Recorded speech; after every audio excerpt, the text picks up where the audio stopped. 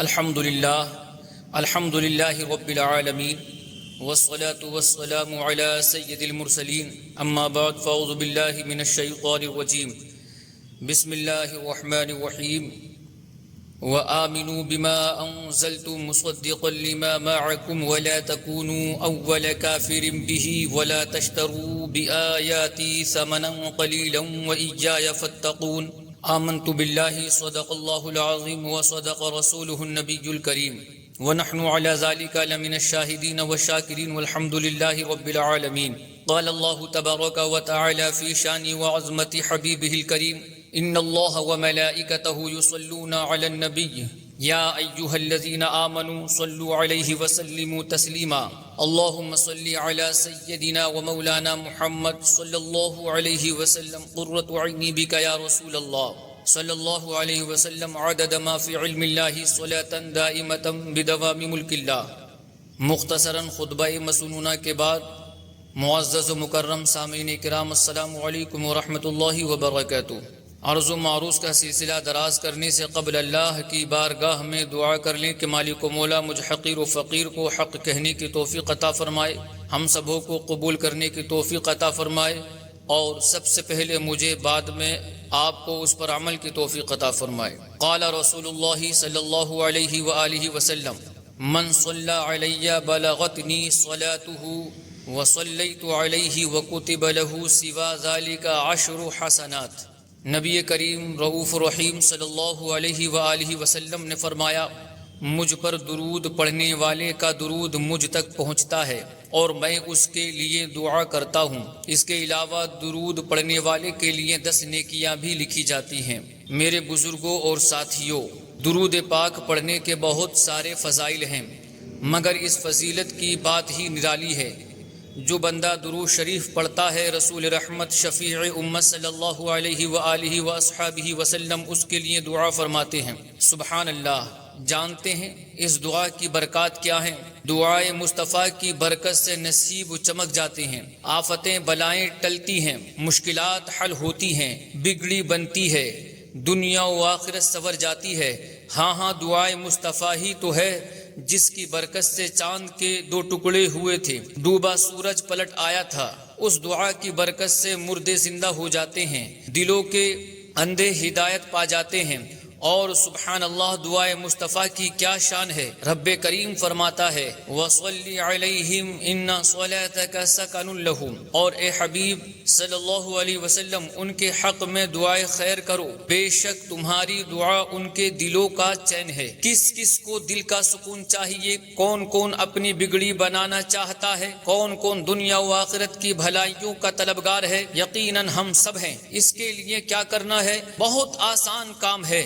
درود پاک پڑھا کیجئے. ہم دنیا کے کسی بھی کونے میں بیٹھ کر درود پاک پڑھیں، ہمارا درود بارگاہ رسالت میں پہنچتا ہے. اور حضور اکرم صلی اللہ علیہ وآلہ وسلم نے فرمایا وصلیت علیہ، جو مجھ پر درود پڑھتا ہے میں اس کے لیے دعا کرتا ہوں. لہذا درود شریف کا نذرانہ بانداز غلامانہ پوری ایمانداری کے ساتھ پیش کریں. پڑھیں اللہم صلی علی سیدنا و مولانا محمد صلی اللہ علیہ وآلہ وسلم عدد ما فی علم اللہ صلاة دائمتا بدوام ملک اللہ. اللہ پاک کلام مقدس میں ارشاد فرماتا ہے وآمنوا بما انزلت مصدقا لما معکم ولا تكونوا اول كافر به ولا تشتروا بآیاتی ثمنا قلیلا وإیاي فاتقون. یعنی اور ایمان لاؤ اس کتاب پر جو میں نے اتاری ہے، وہ تمہارے پاس موجود کتاب کی تصدیق کرنے والی ہے، اور سب سے پہلے اس کا انکار کرنے والے نہ بنو، اور میری آیتوں کے بدلے تھوڑی قیمت نہ وصول کرو، اور مجھ ہی سے ڈرو. میرے عزیزوں، ہم نے پارہ 1 سورہ بقرہ کی آیت نمبر 41 یعنی 41 سننے کی سعادت حاصل کی.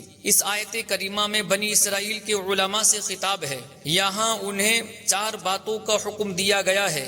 آئیے پہلے آیت کریمہ کا شان نزول سنتے ہیں، پھر اس آیت کو سمجھنے اور اس سے سیکھنے کے سبق سننے کی سعادت حاصل کریں گے. علماء تفسیر لکھتے ہیں کعب بن اشرف جو بنی اسرائیل کا بڑا عالم تھا اور اس کے دوسرے ساتھی اپنی قوم کے جاہلوں سے رقم لیتے تھے اور ان کی پیداوار میں اپنے حصے مقرر کیے ہوئے تھے۔ جب رسول اکرم نور مجسم صلی اللہ علیہ وآلہ وسلم تشریف لائے تو انہیں فکر ہوئی کہ توریت شریف میں جو حضور انور صلی اللہ علیہ وآلہ وسلم کی نعت یعنی آپ کے اوصاف و فضائل موجود ہیں، اگر ہم اس کو ظاہر کر دیں یا خود آپ صلی اللہ علیہ وسلم پر ایمان لے آئیں تو ہماری قوم بھی ان پر ایمان لے آئے گی، یوں ہماری یہ آمدنی بند ہو جائے گی۔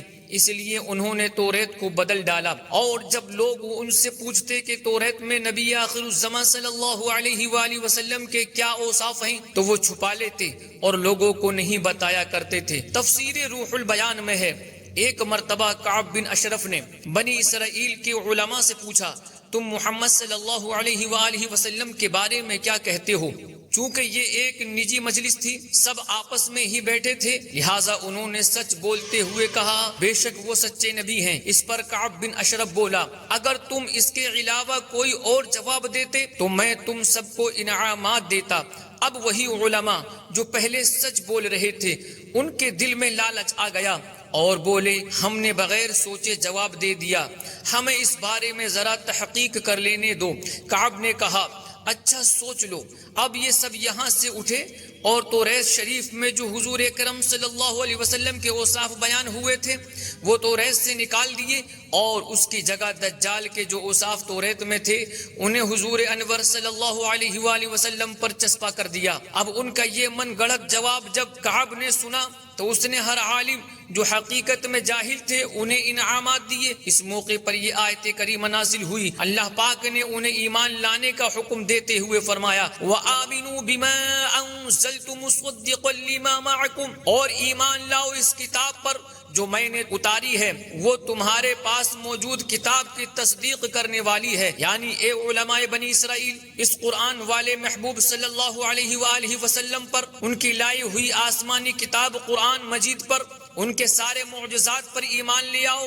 اول تو اس وجہ سے کہ پچھلی کتابوں اور رسولوں کی طرح یہ بھی ہمارے بھیجے ہوئے ہیں، دوسرا اس لیے کہ یہ کتاب قرآن مجید اور ہمارے محبوب صلی اللہ علیہ وآلہ وسلم تمہاری کتابوں کی تصدیق کرنے والے ہیں۔ تمہاری کتابوں میں یہ لکھا ہے، تمہارے نبیوں نے تمہیں یہ بتایا ہوا ہے کہ اس شکل و شباہت والے، ایسی اعلیٰ اخلاق و صفات والے، ایسے اعلیٰ خوبیوں والے، مکہ میں پیدا ہو کر مدینے کی طرف ہجرت فرمانے والے، اچھے کام سکھانے والے، سیدھا راستہ دکھانے والے، سچی بات بتانے والے، توحید کا سبق پڑھانے والے، کفر و گمراہی مٹانے والے، رحمان کی طرف سے قرآن لانے والے، مرجھائی ہوئی کلیاں کھلانے والے، روتوں کو ہنسانے والے، جلتوں کو بجھانے والے، فرش پر رہ کر عرش پر حکومت فرمانے والے، صحرائے عرب میں بیٹھ کر سارے جہان کو دیکھنے والے، محبوب ذیشان مکی مدنی سلطان صلی اللہ علیہ وآلہ وسلم تشریف لانے والے ہیں۔ اب جب ہمارے محبوب صلی اللہ علیہ وسلم تشریف لے آئے،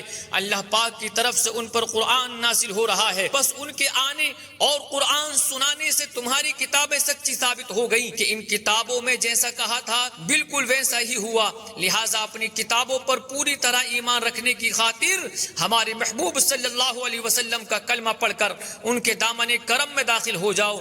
وَلَا تَكُونُوا اول کافر بھی، اور سب سے پہلے اس کا انکار کرنے والے نہ بنو۔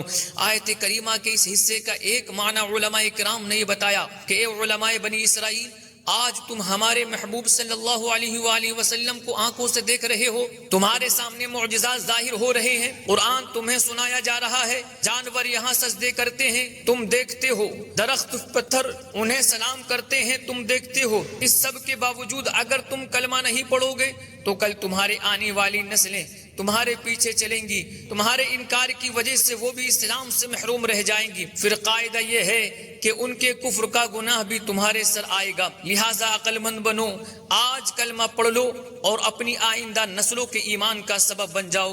وَلَا تَشْتَرُوا بِآيَاتِي ثَمَنًا قَلِيلًا، اور میری آیتوں کے بدلے تھوڑی قیمت نہ وصول کرو، یعنی لالچ میں مت پڑو، دنیا کی حقیر دولت کی خاطر ایمان سے محروم رہ کر آخرت کے ہمیشہ والے سخت ترین عذاب کے حقدار مت بنو۔ وَإِيَّايَ فَاتَّقُونِ، اور مجھی سے ڈرو، یعنی لوگ کیا کہیں گے، تمہارے عہدے چھن جائیں گے، تمہاری آمدنی بند ہو جائے گی، ان سب باتوں کا خوف دل میں نہ لاؤ، صرف و صرف اللہ پاک ہی سے ڈرتے رہو۔ اللہ اکبر۔ میرے عزیزو، ایک مرتبہ بآواز بلند درود شریف کا نذرانہ پیش کر لیں۔ اللہم صلی علی سیدنا و مولانا محمد صلی اللہ علیہ وآلہ وسلم۔ میرے عزیزو اور بزرگو، یہ اس آیت کریمہ کی مختصر وضاحت تھی۔ آئیے اس آیت کریمہ سے سیکھنے کے چند سبق سن لیتے ہیں۔ پہلا سبق ہمیں اس سے یہ ملا کہ سنت پر چلنے کی اس سے ہمیں ترغیب ملتی ہے۔ سب سے پہلے تو یہ غور فرمائیے کہ اللہ پاک نے ان بنی اسرائیل کو فرمایا وَآمِنُوا بِمَا أَنزَلْتُ، اور ایمان لاؤ اس پر جو میں نے اتارا۔ علماء اکرام فرماتے ہیں اس جگہ اللہ تعالی نے یہ نہیں فرمایا کہ ہمارے قرآن پر ایمان لاؤ، بلکہ فرمایا جو میں نے نازل کیا، جو کچھ اتارا اس پر ایمان لے آؤ۔ صوفی اکرام اس جگہ فرماتے ہیں جس طرح قرآن کریم اللہ تعالی کا اتارا ہوا ہے، یوں ہی رسول ذی شان مکی مدنی سلطان صلی اللہ علیہ وآلہ وسلم بھی اللہ پاک کے بھیجے ہوئے ہیں، اور آپ صلی اللہ علیہ وآلہ وسلم کی احادیث بھی وہی ہے۔ اس صورت میں آیت کریمہ کا معنی بنے گا اے علماء بنی اسرائیل، قرآن پر بھی ایمان لے آؤ، ہمارے محبوب صلی اللہ علیہ وسلم کو سچا نبی بھی مان لو، آپ صلی اللہ علیہ وآلہ وسلم کی ہر ادا پر بھی ایمان لے آؤ۔ میرے عزیزو، یہاں سے ہمیں سبق ملا کہ رسول اکرم صلی اللہ علیہ وآلہ وسلم کے ہر فرمان، آپ کی ہر ادا پر ایمان لانا، اسے ماننا، اسے دل و جان سے تسلیم کرنا، یہ بھی ایمان کا حصہ ہے۔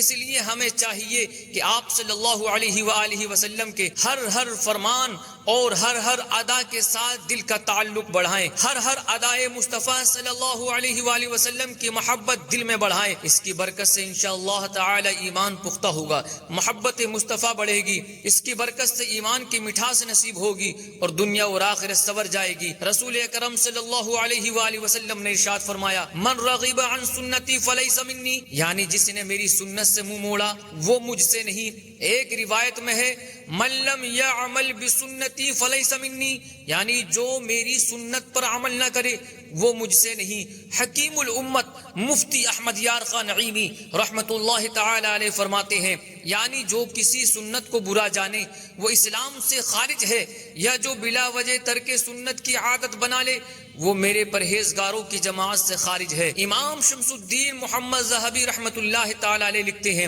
حضرت علی بن حسین رضی اللہ تعالی عنہ نے حضرت ہبت اللہ طبری رحمت اللہ تعالی علیہ کو خواب میں دیکھ کر پوچھا ما فعل اللہ بک، یعنی اللہ تعالی نے آپ کے ساتھ کیا معاملہ فرمایا؟ جواب دیا اللہ تعالی نے میری مغفرت فرما دی۔ عرض کی کس سبب سے؟ ریزن کیا تھا، کارن کیا ہے کہ جس کی وجہ سے اللہ نے تمہیں بخش دیا؟ تو انہوں نے رازدارانہ انداز میں کہا سنت کے سبب سے اللہ نے میری مغفرت فرما دی۔ میرے عزیزو، دیکھا آپ نے، سنت پر عمل کرنا مغفرت کا ذریعہ بن گیا۔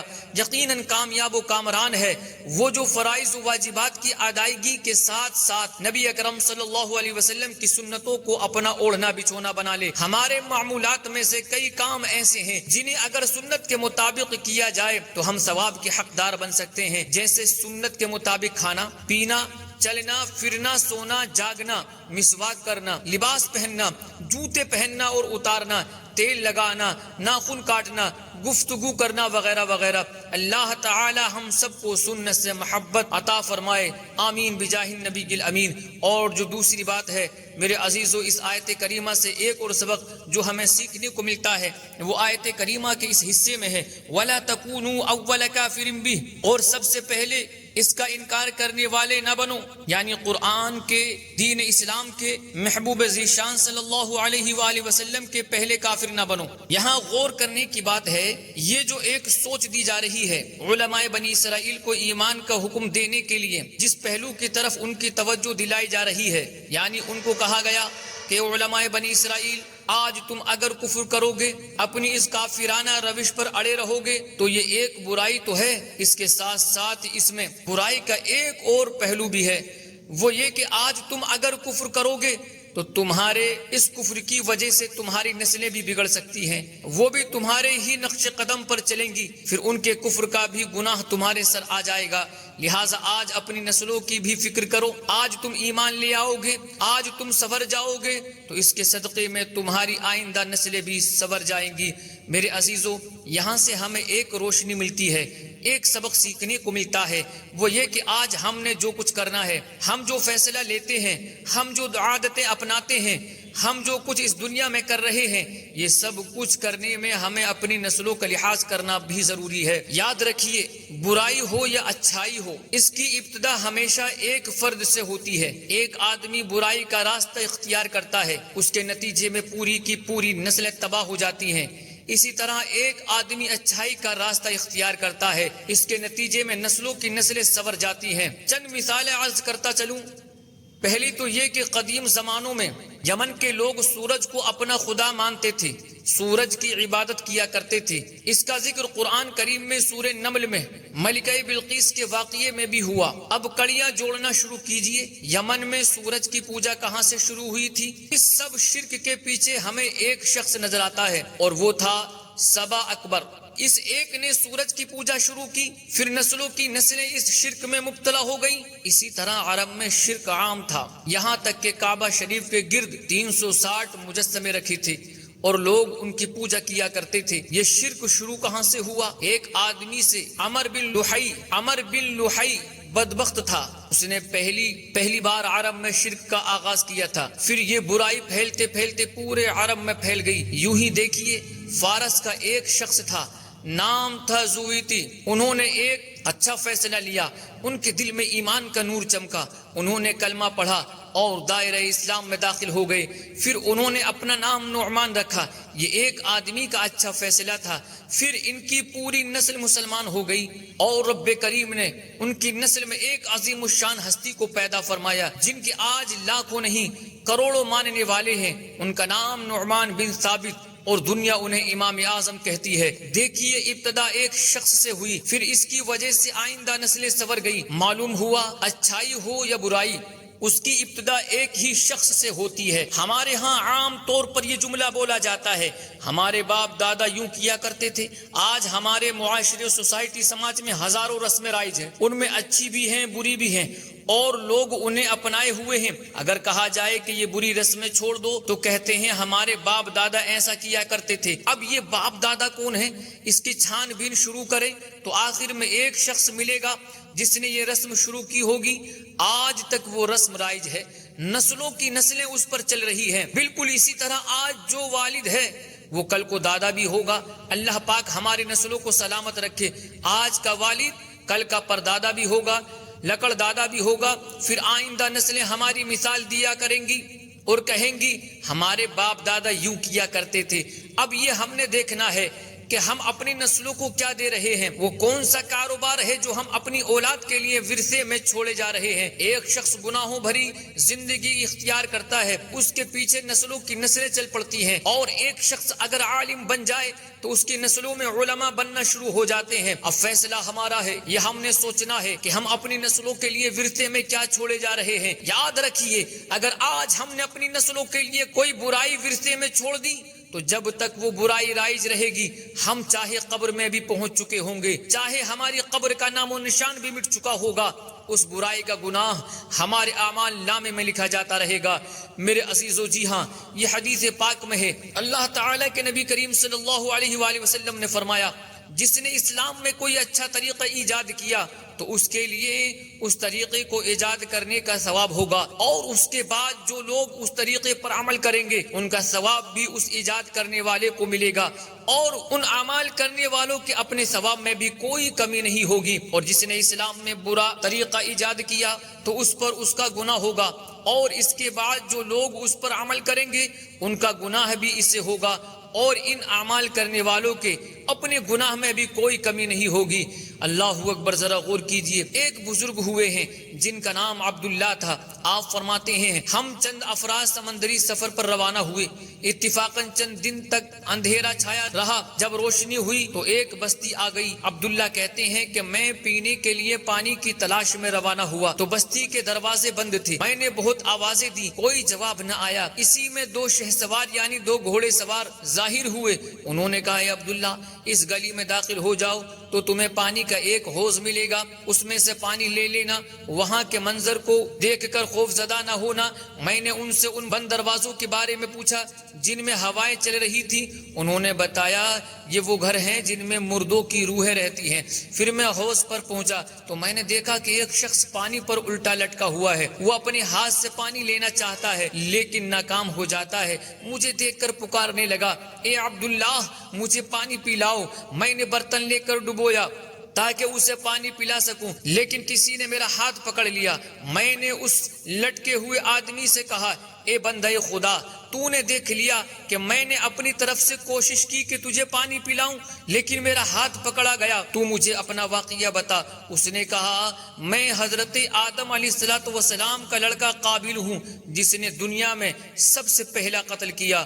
اللہ اکبر۔ میرے عزیزوں، میرے بزرگوں اور ساتھیوں، یہ اس شخص کا انجام ہے جو برائی کا پیشوا بنتا ہے، اور جو برائی کا پیشوا بنے یعنی اپنی آئندہ نسلوں کے لیے برائی ایجاد کر کے جائے یا جس کی وجہ سے لوگ برے راستے کے مسافر بن جائیں، قیامت کے دن اس کا انجام کیا ہوگا۔ سنیے، اللہ پاک فرماتا ہے، وَأَمَّا مَنْ أُوتِيَ كِتَابَهُ بِشِمَالِهِ فَيَقُولُ يَا لَيْتَنِي لَمْ أُوتَ كِتَابِيَهْ وَلَمْ أَدْرِ مَا حِسَابِيَهْ يَا لَيْتَهَا كَانَتِ الْقَاضِيَةَ مَا أَغْنَى عَنِّي مَالِيَهْ هَلَكَ عَنِّي سُلْطَانِيَهْ خذوه فغلوه ثم الجحيم صلوه ثم في سلسلة ذرعها 70 ذراعا فاسلكوه إنه كان لا يؤمن بالله العظيم۔ اور رہا وہ جسے اس کا نام اعمال اس کے بائیں ہاتھ میں دیا جائے گا تو وہ کہے گا کہ کاش کہ مجھے میرا نام اعمال نہ دیا جاتا اور میں نہ جانتا کہ میرا حساب کیا ہے۔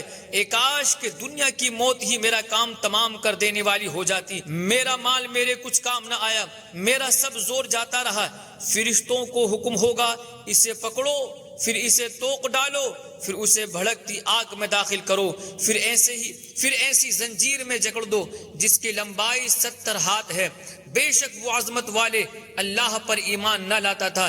ان آیات کے تحت تفسیر قرطبی میں ہے، یہ برائی کے پیشوا کا ذکر ہے، یعنی وہ شخص جس نے برائی ایجاد کی یا جس کی برے کاموں میں پیروی کی جاتی تھی، یہ اس کا حال ہے۔ اسے روز قیامت نام لے کر پکارا جائے گا، وہ حساب کے لیے آگے بڑھے گا۔ اب اس کے ہاتھ میں کالا سیاہ اعمال نامہ دیا جائے گا، اس پر کالے رنگ سے اعمال لکھے ہوں گے۔ اب اسے اعمال نامہ پڑھنے کا حکم دیا جائے گا، چنانچہ وہ پہلے اپنی نیکیاں پڑھنا شروع کرے گا، پڑھتے جائے گا یہاں تک کہ سمجھے گا کہ میرے پاس اتنی نیکیاں ہیں لہٰذا میں بخشا ہی جاؤں گا۔ مگر وہ نیکیاں پڑھتے جو ہی آخر تک پہنچے گا تو وہاں لکھا ہوگا، ہذہ حسناتک وقد ردت علیک، یہ تیری نیکیاں ہیں جو سب کی سب رد کی جاتی ہیں۔ یہ پڑھ کر اس کا چہرہ سیاہ ہو جائے گا، دل پر غم چھا جائے گا، بھلائی سے مایوس ہو کر اب وہ اعمال نامے کی دوسری طرف دیکھے گا، وہاں اس کے گناہ ہی گناہ لکھے ہوں گے۔ وہ ایک ایک گناہ پڑھتا جائے گا، اس پر غم بالائے غم چھاتا جائے گا، چہرے کی سیاہی بڑھتی جائے گی۔ جب پڑھتے آخر میں پہنچے گا تو لکھا ہوگا، ہذہ سیئاتک وقد ضعفت علیک، یہ تیری برائیاں ہیں، آج ان کا دگنا عذاب ہوگا، یعنی تمہاری برائی کا بھی عذاب تمہیں ہوگا۔ پھر تیرے سبب سے جو برے بنے ان کا گناہ بھی تمہارے اعمال نامے میں ڈالا جائے گا۔ اب اس کی آنکھیں نیلی ہو جائیں گی، چہرہ بالکل سیاہ پڑ جائے گا، اسے تارکول کا لباس پہنا دیا جائے گا۔ پھر حکم ہوگا، جا وہ لوگ جو تیرے پیچھے لگ کر برے راستے پر چلتے رہے انہیں اپنا انجام بتا۔ اب یہ اپنے ماننے والوں کے پاس پہنچے گا اور کہے گا، ہائے ہائے کاش مجھے میرا نام اعمال نہ دیا جاتا، کاش میں نہ جانتا کہ حساب کیا ہوتا ہے، کاش موت میرا کام تمام کر دیتی۔ اللہ اکبر۔ میرے عزیزو، یہ برائی کے پیشوا کا انجام ہے۔ وہ بندہ جو خود تو برا تھا اس کے ساتھ ساتھ دوسروں کو بھی اپنے پیچھے لگا لیتا تھا، اپنے ساتھ گناہ میں شریک کر لیتا تھا، جس کی نسلیں اس کی وجہ سے گناہوں میں مبتلا ہوئی ہوں گی۔ روز قیامت اس کے لیے غم بالائے غم ہوگا اور اس کا چہرہ بہت ہی کالا سیاہ ہو جائے گا۔ اس لیے ہم پر لازم ہے کہ برائیوں سے بچیں، گناہوں سے۔ ایک تو اسی لیے بچیں کہ یہ اللہ پاک کی نافرمانی ہے، دوسرا یہ بھی غور کر لیں کہ آج ہمارا اپنایا ہوا گناہ کل کو ہماری نسلوں تک بھی پہنچ سکتا ہے۔ اگر اپنی نسلوں کو گناہ اور برے کام ورثے میں چھوڑے تو یقین مانیے قبر، حشر، میزان اور پل صراط پر سخت مشکل کا سامنا ہوگا۔ اللہ پاک ہمیں اس آفت سے بچائے۔ کاش ہم برائیوں اور گناہوں کا سبب بننے کی بجائے نیکی کی دعوت دینے والے بن جائیں، اچھے اچھے کام کرنے والے بن جائیں، دین کی خدمت کرنے والے بن جائیں۔ کاش ہم نیکیاں پھیلانے والے اور گناہوں سے خود بچنے اور دوسروں کو بچانے والے بن جائیں۔ میرے عزیزوں اور بزرگوں، آیت کریمہ سے تیسرا سبق جو سیکھنے کو ملا وہ یہ کہ دین کی خاطر دنیا چھوٹتی ہو تو کوئی حرج نہیں، البتہ دنیا کی خاطر دین کو چھوڑ دینا انتہائی محرومی ہے۔ یہی بات ہے جو اللہ تعالی نے علماء بنی اسرائیل کو فرمائی۔ ارشاد ہوا وَلَا تَشْتَرُوا بِآيَاتِي ثَمَنًا قَلِيلًا، اور میری آیتوں کے بدلے تھوڑی قیمت نہ وصول کرو۔ حکیم الامت مفتی احمد یار خان نعیمی رحمت اللہ تعالی علیہ نے اس جگہ بہت کمال کا ایک نکتہ بیان کیا، میں ذرا آسان کر کے عرض کرتا ہوں۔ فرماتے ہیں دنیا گویا رقم ہے، مثال لیجئے کہ یہ 1000 کا نوٹ ہے اور آخرت گویا کے قیمتی سامان ہے۔ قاعدہ یہ ہے کہ 1000 کے نوٹ کی اپنی کوئی اہمیت نہیں، نہ اسے کھا سکتے ہیں، نہ اسے پہن سکتے ہیں، نہ اس سے پیاس بجھا سکتے ہیں۔ ہاں، یہ 1000 کا نوٹ خرچ کر کے کھانا بھی خریدا جا سکتا ہے، پانی بھی حاصل کیا جا سکتا ہے۔ بالکل اسی طرح یہ دنیا آخرت کی کھیتی ہے۔ جو بندہ اس دنیا کے ذریعے آخرت کماتا ہے وہ بہت عقل مند و انٹیلیجنٹ، اور جو بے عقل آخرت کے بدلے دنیا کماتا ہے وہ بہت نادان ہے کہ دنیا عن قریب ختم ہو جائے گی، پھر اس کے لیے ہمیشہ کی محرومی رہ جائے گی۔ اس لیے ہمیں چاہیے کہ دنیا کو آخرت کی بہترین کا ذریعہ بنائیں۔ ایسا نہ ہو کہ دنیا کی خاطر دین کو چھوڑ دیں، چند سکوں کی خاطر، کسی امیر ملک کا ویزا لینے کی خاطر، اس دنیا کے عارضی آرام کی خاطر ہم اپنی آخرت کو داؤ پر لگا دیں۔ جو ایسا کرے گا وہ بے عقل بھی ہے، نادان بھی ہے، اور آخرت میں سخت محرومی اور حسرت سے بھی دوچار ہوگا۔ اس لیے میرے عزیزو، آخرت کو دنیا پر ترجیح دینے کی عادت بنائیے۔ دکان پر گاہک آنے کا وقت ہے، ادھر اذان بھی ہو گئی ہے، تو چند سکوں کی خاطر نماز کا سودا مت کیجیے، بلکہ نماز کی خاطر دنیا کو چھوڑ دیجیے۔ اگر فرض ہو تو دنیا کے لالچ کی خاطر زکوٰۃ مت روکیے، بلکہ آخرت میں عذاب سے بچنے کی خاطر پوری زکوٰۃ ادا کر دیجیے۔ دنیا کے لالچ کی وجہ سے حرص میں پڑھ کر سودی لین دین مت کیجیے۔ دنیاوی آرام و سکون کی خاطر چند دن کے عیش کی خاطر والدین کو مت ستائیے، انہیں اولڈ ہاؤس میں مت پہنچائیے، بلکہ آخرت میں سرخ روئی کے لیے والدین کی خدمت کر لیجیے۔ بس مقصد یہ کہ دنیا کی خاطر دین کو، شریعت کو، اللہ اور رسول کے احکام کو پیٹھ مت دکھائیے، بلکہ دین کی خاطر دنیا کی قربانی دینی پڑے تو ہنس کر کے دے ڈالیے۔ حضرت عثمان بن عبداللہ رحمت اللہ تعالی علیہ فرماتے ہیں ایک شخص حضرت موسیٰ کلیم اللہ علیہ السلام کی خدمت اقدس میں رہ کر علم دین سیکھا کرتا تھا۔ ایک مرتبہ اس نے آپ علیہ السلام سے اپنے علاقے میں واپس جانے کی اجازت چاہی اور کہا میں جلد ہی دوبارہ حاضر ہو جاؤں گا۔ آپ علیہ السلام نے اسے اجازت عطا فرمائی، وہ چلا گیا اور اپنے علاقے میں لوگوں سے کہتا پھرتا۔ حضرت سیدنا موسیٰ علیہ السلام نے یہ فرمایا، آپ علیہ السلام نے مجھے یہ بات بتائی، اس طرح کی باتیں کر کے وہ لوگوں سے مال جمع کرتا۔ لوگ حضرت سیدنا موسیٰ علیہ السلام کا قریبی سمجھ کر اس کی تعظیم کرتے اور اسے مال و دولت دیتے۔ وہ بڑا خوش ہوتا اور جگہ جگہ جا کر کہتا میں نے حضرت سیدنا موسیٰ علیہ السلام کو یہ فرماتے ہوئے سنا۔ الغرض اس طرح اس نے بہت سا مال جمع کر لیا اور پلٹ کر موسیٰ علیہ السلام کی خدمت میں حاضر نہ ہوا۔ کافی دن گزر جانے کے بعد جب وہ حاضر خدمت نہ ہوا تو آپ علیہ السلام نے لوگوں سے اس کے متعلق پوچھا، لیکن کسی کو اس کی خبر نہ تھی کہ اب وہ کہاں ہے۔ ایک دن آپ علیہ السلام ایک جگہ تشریف فرما تھے کہ ایک دیہاتی گزرا جس نے رسی سے بندھا ہوا خرگوش اپنی گردن میں لٹکا رکھا تھا۔ آپ علیہ السلام نے اس سے پوچھا، اے اللہ تعالی کے بندے، تو کہاں سے آ رہا ہے؟ عرض کی فلاں گاؤں سے آ رہا ہوں۔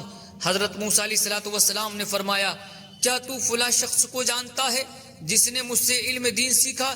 دیہاتی نے اپنی گردن میں لٹکے ہوئے خرگوش کی طرف اشارہ کرتے ہوئے کہا، یہ وہی شخص ہے جس کے متعلق آپ علیہ الصلوۃ والسلام پوچھ رہے ہیں، اللہ رب العزت نے اسے خرگوش بنا دیا ہے۔ اس کے متعلق حضرت موسیٰ علیہ الصلوۃ والسلام پر وحی اتری۔ اللہ پاک نے فرمایا، اے موسیٰ علیہ السلام، اسے میں نے جانور اس لیے بنایا ہے کہ یہ دین کے ذریعے دنیا کی حقیر دولت طلب کیا کرتا تھا۔ اللہ اکبر میرے عزیزو، یہ ہے دنیا کی خاطر دین کو بیچ ڈالنے کا بھیانک انجام۔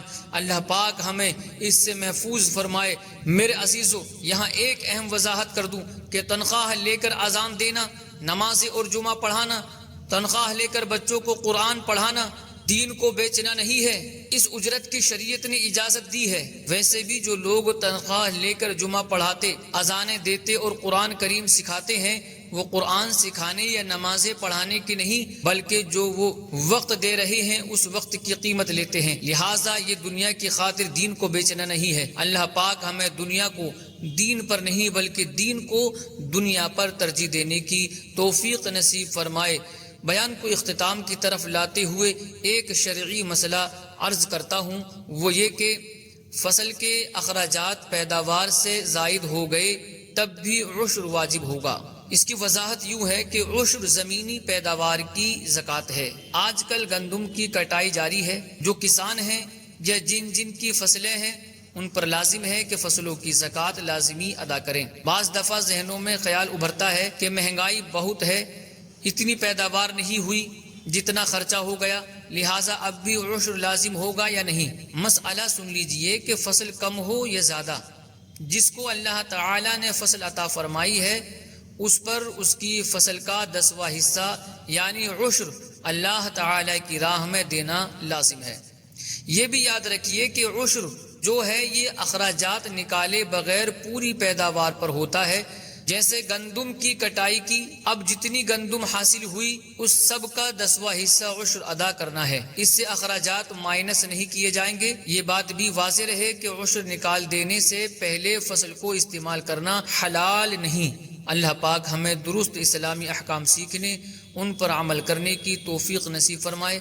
آمین بجاہ خاتم النبیین صلی اللہ علیہ وآلہ وسلم۔ وآخر دعوانا الحمد للہ رب العالمین۔ السلام علیکم۔